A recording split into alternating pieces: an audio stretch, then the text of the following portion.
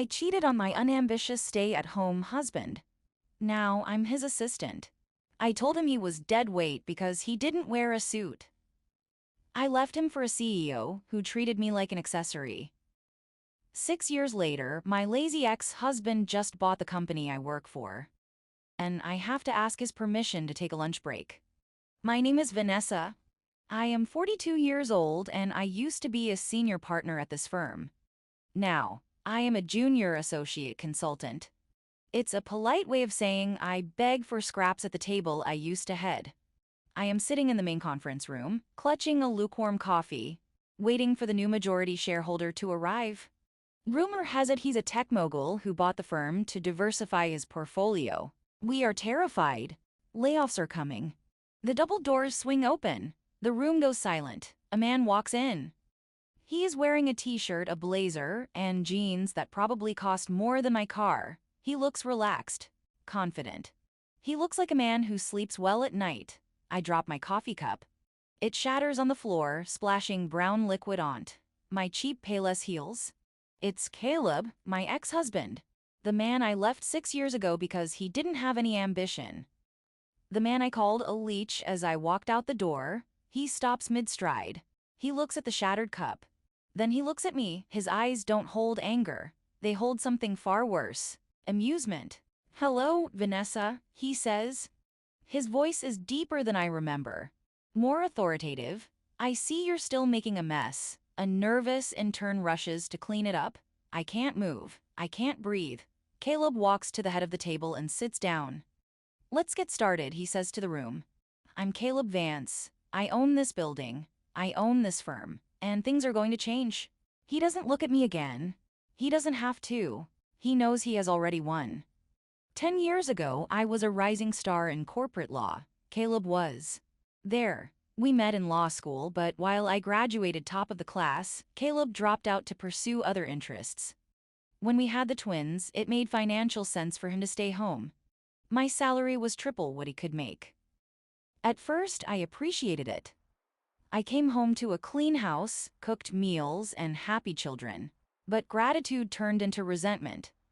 I would come home from closing a $1 million deal wearing Armani and find him covered in spit up, talking about Paw Patrol. He seemed so small, so domestic. "What did you do today?" I'd ask, kicking off my heels. "I built a fort with the girls," he'd smile, "and I fixed the dishwasher."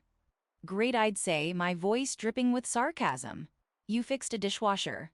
"I saved a client from a federal indictment." "We are not the same." I started to hate his apron. I hated his softness. I wanted a man who could crush the world.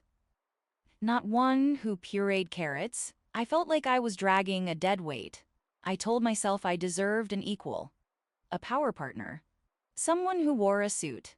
And then I met Julian. Julian was a senior partner. He was 50, silver-haired, and sharks swam out of his way when he entered a room. He drove a Porsche. He drank scotch older than me. He looked at me not as a mother, but as a weapon he wanted to wield. It started as mentorship. Julian would ask me to stay late to review case files. We would drink expensive whiskey in his corner office overlooking the city lights. "You're wasted on that domestic life, Vanessa," he told me one night, his hand brushing my arm. "You're a lioness living with a house cat. It's unnatural." The emotional affair was intoxicating. Julian validated my arrogance. He told me my ambition was sexy. Caleb just told me to relax. I started texting Julian constantly. I shared my wins with him, not Caleb. I shared my frustrations with him, not Caleb. Then it turned physical. We were in Chicago for a conference. I went to his hotel suite. He didn't ask, he just opened the door and poured a drink. "Stop pretending you're happy," he said. He kissed me. It was aggressive, dominating. It felt like a merger, not a romance, and I loved it. I slept with him that night, and for the first time in years, I felt like I was part of the elite. When I got home, the guilt didn't hit me. Panic did. I realized that if Caleb suspected anything, he could make my life difficult. He handled everything. The bills, the kids, the schedule. I couldn't afford a messy breakup yet. I needed him to stay docile. So I devised a plan. I walked into the house smelling of Julian's expensive cologne masked by airport soap. Caleb was in the kitchen making lasagna. He looked tired. Hey, he smiled. How was the trip? Exhausting, I said. I walked up to him and kissed him. Hard. I pressed my body against his apron. I missed you, I lied. I dragged him to the bedroom while the oven timer ticked. I initiated sex for the first time in 6 months.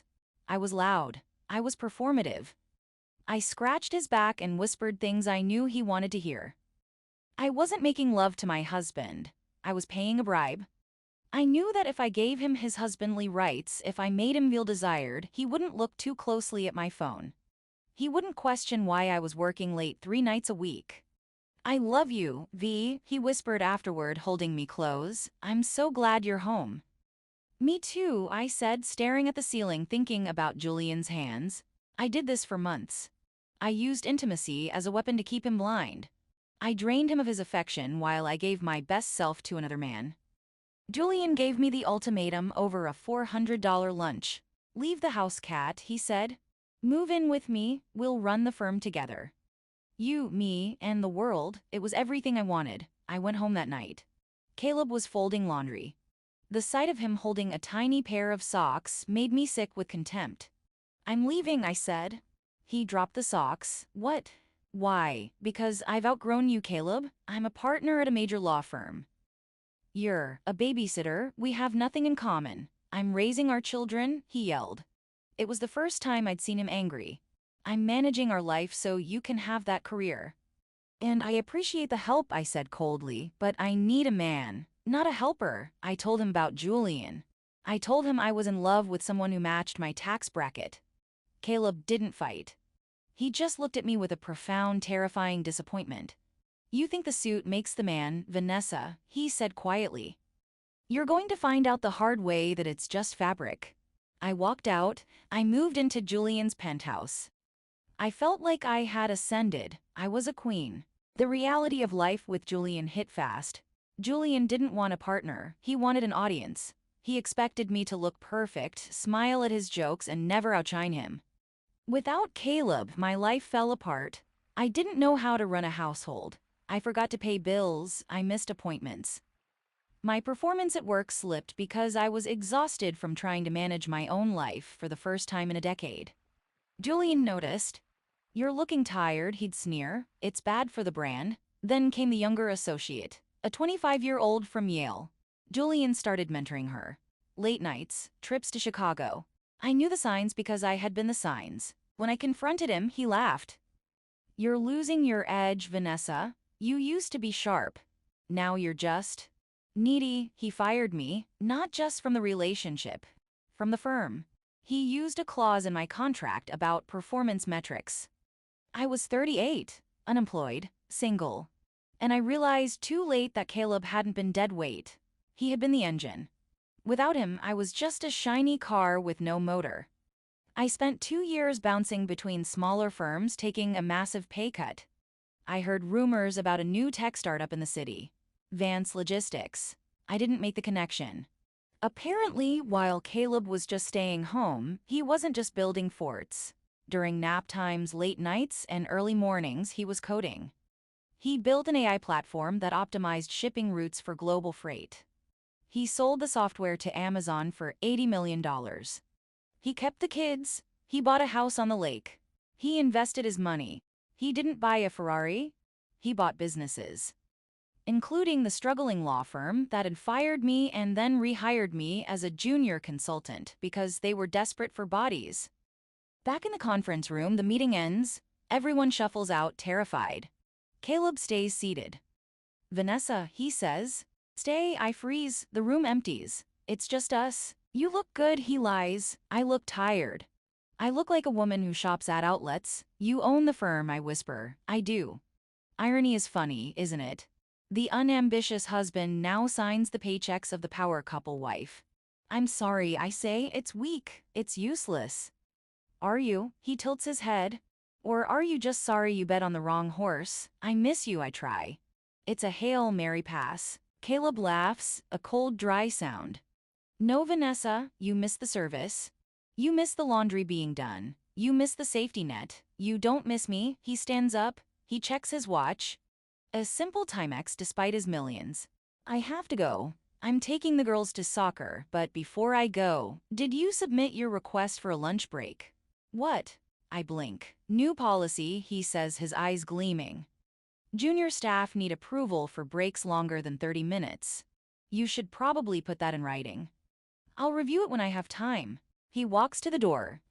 Oh, and Vanessa, don't worry about the suit. I prefer results over fabric. He leaves. I am alone in the glass-walled conference room. I look down at my phone. I have a notification from my landlord about late rent. I cheated because I wanted a man with power. I wanted a man who commanded a room. I have him now. He is my boss. And he looks at me with the same indifference I used to show him when he handed me a plate of warm dinner. I sit down in the chair he vacated. It's still warm. I thought I was trading a Honda for a Ferrari. Instead, I traded a pilot for a passenger and now I'm walking. I open my laptop. I start typing. Subject, request for lunch break 12 p.m. to 12:30 p.m. This is my life now, and I built every inch of it.